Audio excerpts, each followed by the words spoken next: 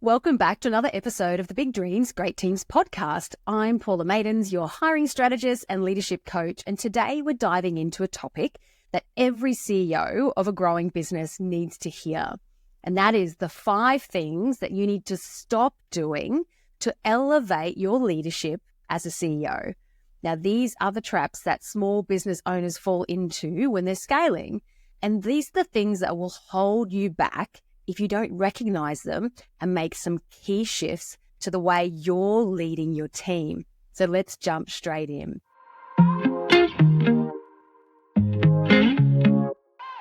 Now, the first one is that you need to stop thinking, I'll tell them once and then they should just do it. We've all been there, right? You give someone a task and you expect it to be done. You expect them to get on with it.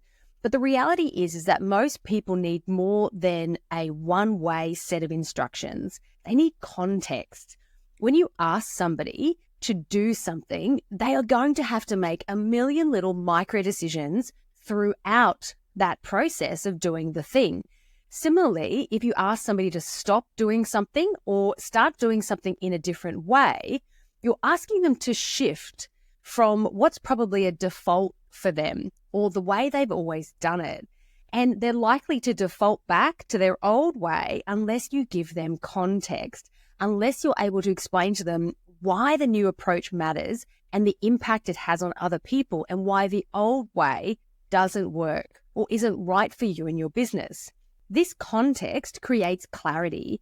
If you don't explain the why behind a new task or a new way of doing things, you are going to end up frustrated. And if you're feeling like that now, you're going to stay frustrated. So stop thinking, I'm going to shoot off an email and tell them what I want them to do differently, and start thinking, how can I tell them and what else do I need to share with them so that they get the context, they understand the why, and then they feel motivated to do it a certain way or to do it differently. So rather than feeling frustrated, thinking, I told them to do it, why aren't they doing it? Think, what else can I share with them? Take that extra time, offer the context, and you will immediately notice the difference it makes in how your team and each person executes. So that's the first thing. The second thing, stop expecting people to work as fast as you can or be as capable at tasks as you are. You're the CEO, so you are going to be a multitasking, highly capable person who is just a gun at doing all the things. What this means is that you can normally work faster and be more capable than any one person on your team until your business is at the stage where you're hiring in people who are better at you, who are more skilled at certain things than you. But until you get to that point, you can't expect everybody to do things at the same speed as you. You can't expect them to operate and replicate the way you work. And the reality is that often your business doesn't actually need them to. It's your default that you want them to. So your job as the leader, as the CEO in your business, is not to clone yourself. It's to build a team that works effectively together and ultimately delivers your business's results. So gets your business achieving the things that you want it to do. That doesn't mean that people need to do it in the exact way as fast as you used to do the things. What's key here is knowing the pace, like the operational efficiency, so the operational speed, the level of capability that your business requires for something to be done in the way you need it to be delivered, whether that's to a client or to internally. So hear the difference. You need to know what your business requires. You need to know the level of speed, the level of capability that is required to move the business forward, to achieve the business's goals. And that is often different to your capability and your speed. Just because you can do something quickly or something only took you 15 minutes doesn't mean that that task needs to be done in 15 minutes. And if someone's taking longer than the 15 minutes, that they're necessarily bad or not right for the role. Often, we need to look at the quality of the work that the person is producing and whether the business actually needs it to be done at the same pace as you or whether somewhere in between is acceptable, because usually it is. So it's really important as the leader that you guide your team when you're setting the benchmarks, when you're setting the cadence through KPIs and expectations of how you want people doing things and the speed that you want things being done, is that you're both realistic and patient. So patience is required through a training period, because naturally the amount of time it takes somebody from the outset will reduce as they have done it quite a few times and as they get up to speed. Patience is required through that period, but also realistic expectations are needed. And if your benchmark or your default, your automated thought process is they need to do it as fast as I can eventually or as soon as possible, then that's not necessarily realistic, because they're not you. They're not an entrepreneur multitasking, doing all the things like you are. So you need to guide your team with both patience and realistic expectations. And what you'll find is that although things may get done in a slightly slower way than if you were doing it, your time gets better spent elsewhere. And therefore, it is really valuable to the business. And often it's more sustainable when somebody else does it, even if it takes a little bit longer than you continuing to do the thing yourself. Okay, let's move on to number 3. And that is, you need to stop hiring people who feel like friends or feel like mini-me's. So it's totally normal that when you're obsessed with your business, it's easy to blur the lines between your professional and personal life, especially if you're starting business when you're young and you don't have a partner or family, etc. You're surrounding yourself with entrepreneurs, you're spending all the time in the office. It's really easy and normal to blur the lines between what's professional and personal life. And often, if you don't have much of a social life outside of business, then you might get your social energy, your social buzz that you need from the people you're working with in the office or that you're working with remotely. However, what you don't want to do is make the mistake of hiring new people to join your team, because it feels like they could be another friend or another person that you might enjoy having coffee with, or another person you might like to have a drink with, or that they remind you of you. Often when we're starting out, the first few people we do hire into our business are often known to us or feel very similar to us. But that way of expanding should only be limited to the first couple of people, if at all, because it's not sustainable. Your business does not need people who think and act and who are like you. In fact, it needs people who brings diversity of thought and new skills, and who ultimately can do the things that the business needs to get the results that the business is going for. And often those people may not be people who you would want to socialize with, and that is totally okay. You don't have to like somebody's social personality. You just need to like their workplace personality. So there's a difference between the way somebody is socially, how bubbly or interactive or fun they are in a social setting, versus how they act as a member of the team. You want to build a team to achieve the business's goals, not to recreate or create yourself a friendship or a social group. So it's really important that, when you grow beyond just a couple of people, that you have this awareness when you're going into an interview, and you don't accidentally take this bias of, I want to choose some more people who I like, who feel like me, or who feel like they have the same personality as me, or who match the personality of the other people that are in your business. Because if those people feel like friends, then it's like you're looking for more people who feel like friends. So it's really important that you get clear that A, this is something that many people do, and B, be aware of that bias when you're hiring, and hire truly for the skills and the capabilities that your business needs to move it forward. And know that a social personality match is an absolute bonus, nice to have, but it's definitely not essential to building a rockstar team that really performs well. Number 4, you need to stop prioritizing the people who have worked with you the longest. Now, loyalty is great, but it is not the reason. It is not the sole reason that somebody should get promoted or should always stay as the most senior person in your business. As Marshall Goldsmith famously said, what got you here won't get you there. So the people who helped you to get to this early stage of business may not be the right people to automatically become the leaders of the next stage of your business. Now, I'm obsessed with listening to podcasts, and one of the podcasts that I'm obsessed with is The Diary of a CEO with Stephen Bartlett. And it's really interesting. This is something that so many of the successful business owners that he interviews talk about. They talk about hiring in friends initially, and then they talk about accidentally, automatically letting those people be the leaders because those people feel safe to them. And always hiring in junior people to work under them. And in hindsight, when they're looking back on their businesses after these multi-billion-dollar businesses hugely successful, they realized that was a big mistake.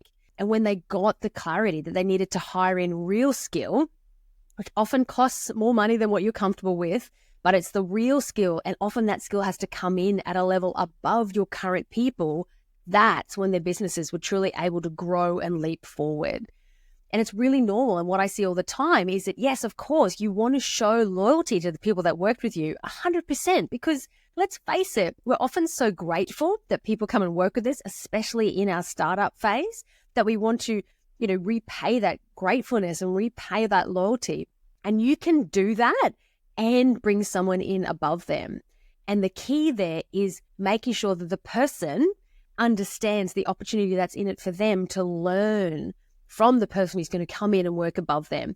So they need to see that somebody new being injected into the business is actually a huge personal development opportunity, a skill opportunity, and an opportunity for the whole business, which in turn will feed them and their future opportunities within the business. Because if your longest standing employee is your most senior employee and that stays the way for too long, then you're capping your business's growth to the level of skill of that person who's been with you the longest. So your role as the leader is to communicate the opportunity that comes with the new hire and the skills and all the things that they bring in and how they're going to support the business to go forward and how everybody's going to benefit from that. So number 5 is to stop only hiring people who feel comfortable to you, because comfort is limiting. And the reality is that often the people that the business needs after a certain stage are actually the ones that make you feel a bit uncomfortable. You might feel uncomfortable because you don't quite understand their job, because they might know more than you, because they may not be younger than you, etc., etc. There are many reasons why people can make you feel uncomfortable. But when you're hiring with the clarity of the specific skills that you need, the results you're looking the person to achieve, and the way you want that person to operate, then you can get really clear and go, oh, okay, I feel a bit uncomfortable with this person probably because of X, Y, and Z, but they check these boxes and this is how they're going to add value to the business, and this is why we can go forward. Because the people who we feel really comfortable with are often the ones who seem like us, or whose job we understand, or whose skills we understand, and who we therefore perceive are probably going to be easier to manage. But they aren't always the right people to help us take the business to the next stage. I learned this firsthand in my first business. We were franchising our business, and that was the way we were growing. We had employees working with us in the head office, and we were selling franchises to franchisees. I needed to hire a franchise business development manager, and hiring that person was completely outside my comfort zone. I knew very little about franchising other than what I'd learned through, going to franchise conference and speaking to our franchise lawyer. Let's face it, I knew nothing about building a pipeline of potential franchisees, and I was hiring somebody to come in and run that sales process for us. And hiring in salespeople who do long pipeline, sales and business development means often that their salaries are quite high as well. So the person who I interviewed, the person who was the best fit for the role, was older than me. He had quite a strong personality, compared to my existing team and compared to me, it was a very different dynamic. But the black and white reality is that he had the skills that I needed. He had the processes, he had the experience, and I was confident that the way he would work with the team was what the business needed to move forward. And from a social perspective, I didn't need to, want to go and have a drink with him and want to go and have a coffee with him. Don't get me wrong, he was a nice man, but it wasn't my usual hire because he was totally different to the people that I'd worked with before and the people that I'd hired in before. So he didn't sort of make me feel comfortable, although I definitely knew he was capable. Because here's the thing, he was exactly what the business needed. So to hire him, I made sure that I was really, really clear on the success that we needed. He had really, really clear KPIs, and he and I were both crystal clear on the results that he was looking to achieve. So every conversation I had with him was about that. It was about the results that he needed to get, the process that he was going through to get there, and the obstacles that he was finding coming up along the way. And by having that absolute clarity, this is what I need you achieving, this is the KPIs I need to see, to know that we're on track, and talking to that in every meeting, then actually managing him was quite straightforward and in fact easy. So the discomfort that I felt when I first interviewed this person who was much older than me, who had so much experience about all these things that I didn't know about, and who, was quite strong personality and quite dominating, that initial discomfort didn't actually matter in the scheme of the skill I was hiring in and what I needed him to come in and do in the business. And he did it very, very well. He got results and he drove our growth. 100% hands down, cannot argue with that. So when hiring, remember that you're hiring the best fit for your business, and that is the skills, the experience, and the capability that your business needs to move it towards its goals. You're not hiring the person who makes you feel really comfortable, who feels like the easiest choice, unless that choice feels easy because you're literally checking it off your objective hiring criteria. Okay, so there you have it. You have the 5 things that you need to stop doing to elevate your leadership as the CEO of your growing small business. To recap, we talked about number 1 was stop thinking, I'll tell them once and then they should do it. Number 2 was stop expecting people to work as fast or in the same way that you do. Number 3, stop hiring people who feel like friends or mini-me's. Number 4 is stop prioritizing the people who worked with you the longest and automatically making them the most senior. And number 5 is stop hiring people who make you feel comfortable. Because leadership, the way you need to lead your business, is going to grow and evolve as your business grows. And leadership, developing yourself as a leader, is about letting go of some of these habits and stretching yourself so your business can grow. Because otherwise your business will only grow to the extent that you're willing to be uncomfortable, to stretch yourself. So I really hope today's episode has helped you recognize maybe where you're holding yourself back, maybe the areas that you can work on, and what you can start doing instead to really support your business to grow through its current level and to the next level. And as always, if you found this episode valuable, please share it with other small business owners. Feel free to reach out to me with your thoughts or questions. I absolutely love hearing feedback about the podcast. Until next time, take care, keep growing, and I'll be back here next week.